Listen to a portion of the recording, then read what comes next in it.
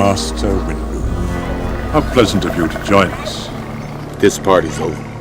Hey guys, oh what a lovely day. We have a ton of news to go over today. So I wake up this morning, as you can see, head shaven, beard looking fresh, and I find out that some days you might die a hero or you live long enough to become the villain.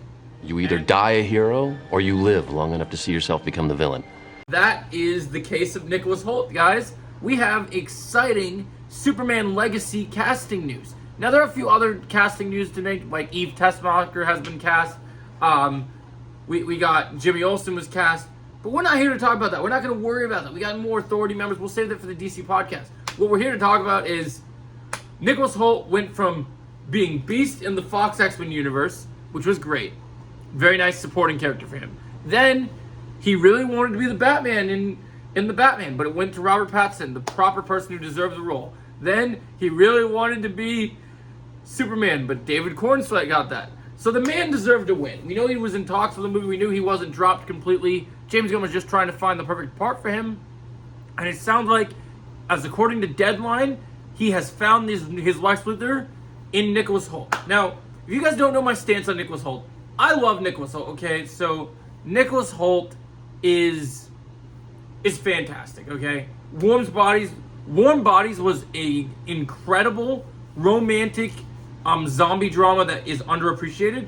And while a lot of people didn't love the movie, I freaking loved Renfield, guys. It took my two favorite things, Dracula and amazing actors. You had Nicolas Cage and Nicholas Holt, the two Nicholases, in a movie together, and it was fantastic. Well, it was not as amazing as having Pedro Pascal and Nicolas Cage together. I still do think this is a pretty dang good movie. I liked the martial arts aspect to it. I liked the vampire aspect to it. And Nicholas Holt had an amazing persona in that movie. And he's been in several other amazing movies as well. So I'm a big Nicholas Holt fan. And if people are doubting, like, oh, Nicholas Holt always has hair, I've never seen him bald, how's he going to play Lex Luthor? Well, let me tell you something, guys. If you guys haven't seen Mad Max Fury Road, he was bald in that movie. So he's willing to shave his head for the role. And he's going to look good. But if he's not, James Gunn, you know, we can exchange phone numbers, man. I'm always down. I'll play Lex Luthor. I'm playing a villain right now. I know, Nicholas. I know I'm meant to be happy for you, man. But I'm a little jelly, man. I can play Lex Luthor. I'm telling you, James Gunn. You got my number? All right, call me up. Cause let's go. No, I'm just kidding. There's other roles I could play, but you know, it'd be cool. But I'm happy for Nicholas Holt. This is amazing news. Like I said, you either die a hero or you live long enough to become the villain. Well, he died several times as a hero, not getting cast as hero roles, and I think he was killed as Beast at one point.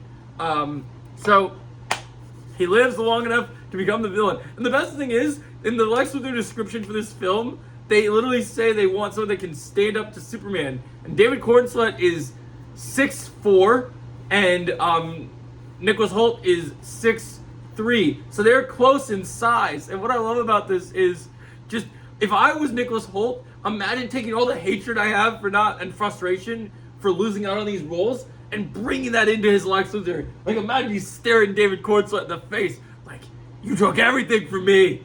Everything. But I'm gonna get you for this Superman, because I'm Lex Luthor. And, like, finally, we've not had very good Lex Luthor portrayals. We had Gene Hackman. Like, obviously, there's been some good TV show versions of Lex Luthor, but we're getting a new movie version.